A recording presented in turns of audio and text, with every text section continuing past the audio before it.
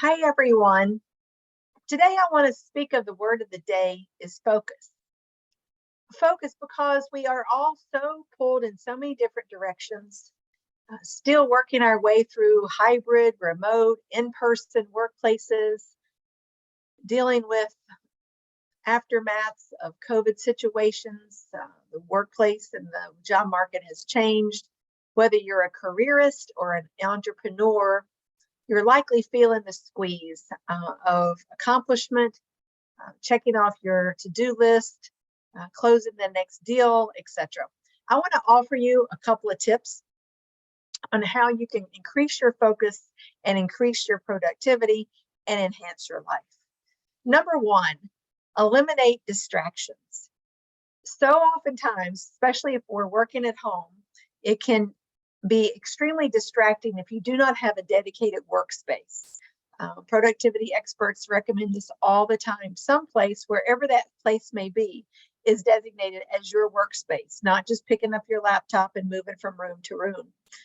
Studies show us that this is tremendously useful and effective to increasing focus. Plus, it gives you some privacy if you can get that somewhere in your home or in your work building. Number two, long time myth, multitasking. We used to all think that we could do it, but we really can't. The brain just doesn't work that way. So if we focus on one task at a time, moving it from inception to completion, we actually will accomplish more through that dedicated focus. I used to be a huge multitasker believer, but more I've studied the brain and worked with clients, I know it just really doesn't work.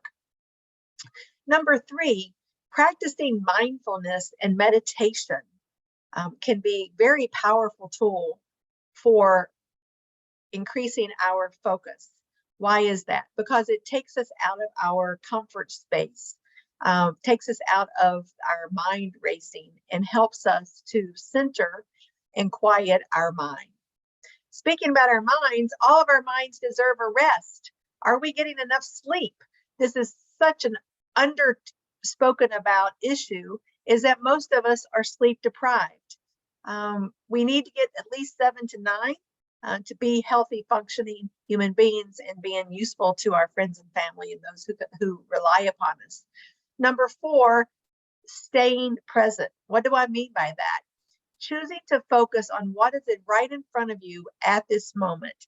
Turn those social media channels off, turn the phone volumes down or off, and focus on one thing at a time.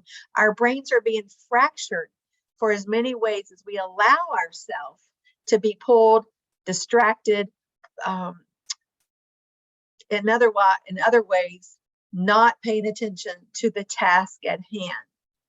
Then lastly, I'm going to say, one of the great focuses I practice is every hour or so, just walk away from our computers, walk away from what we're focusing on, because our minds need a break, our eyes need a break, and just kind of having a gap for, even if it's 5 minutes, can help us improve our productivity and our effectiveness in all aspects of our lives and our businesses.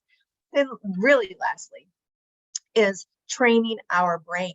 Yes, it takes time, but there's not a whole lot spoken about the importance of training our brain. Is creating habits, positive habits and systems and processes and frameworks for how we move through our life and business journey. I have over decades set up routines. Getting up every hour is a routine. Putting things in my calendar that are meant for my own development is a routine that, I put it in the calendar and I honor that to myself.